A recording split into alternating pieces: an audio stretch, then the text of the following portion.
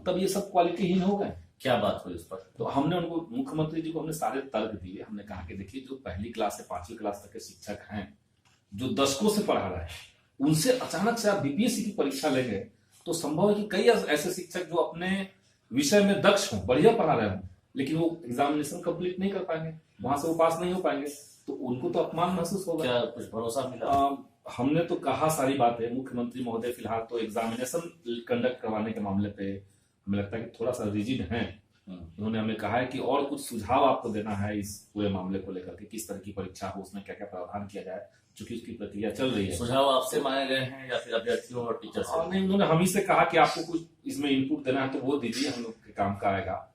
हमने उनको देखिए ये भी कहा है कि क्वालिटी एजुकेशन का जो कंसर्न सरकार दिखा रही है, कि मुख्यमंत्री जी का यही कहना था कि जो शिक्षक हैं वो बढ़िया से पढ़ा नहीं रहे हैं, तो क्वालिटी एजुकेशन बिहार में नहीं हो रहा है। हमने क्वालिटी एजुकेशन को लेकर के बहुत 5 पॉइंट हमने लिखित उनको दिया है। सीएम, क्या लग रहा है कि आपने जो प्रस्ताव दिया है उस पर तैयार है कि नहीं? क्या नियोजित टीचर से नाराज है? देखिए, हमारा जो मेन कंसर्न था कि नियोजित शिक्षकों को बगैर कोई शर्त सरकार जो है वो राज्य कर्मी के रूप में मान ले।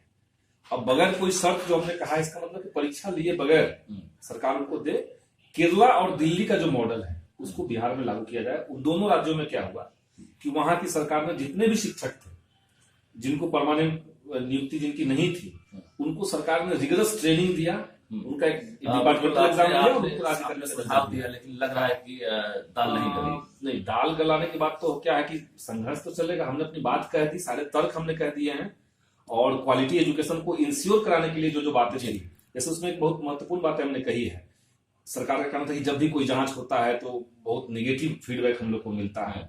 हमने कहा जितने भी जांच होते हैं बिहार के भीतर स्कूलों का, हम लोग खुद ही जब कंप्लेन लिख के देते हैं तो बीओ और डीओ और जीपीओ वगैरह जितने बड़े अधिकारी हैं शिक्षा विभाग के, वो लोग जाते हैं, पैसा लेकर के आ जाते हैं। आपने ये भी कहा? हमने ये कहा उनको ये बात, तो उन्होंने कहा कि आप हमारे पास कब? ये बताइए, बात हुई, आपको क्या लग रहा है कि सीएम के मूड को देखकर क्या लगा? जवाब अगर दिए तो अब क्या लग रहा है कि जो नियोजित टीचर है उनको परीक्षा देनी होगी?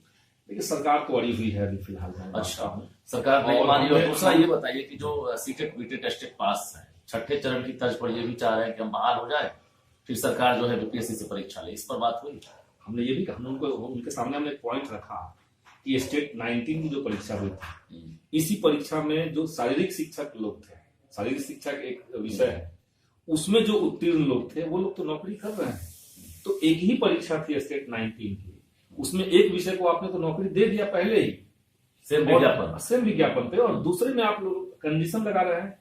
और बिहार में इतने मल्टी लेयर्ड आप बना देंगे स्कूलों को, तो वहां का डेमोक्रेसी क्या माना जाए? आपकी मुलाकात हुई, जो बातें हुई, इससे क्या माना जाए कि जो नियोजित टीचर हैं उनको परीक्षा देनी होगी, जो अभ्यर्थी है उनको परीक्षा देनी होगी, कुल मिलाकर बीपीएससी परीक्षा लेगा?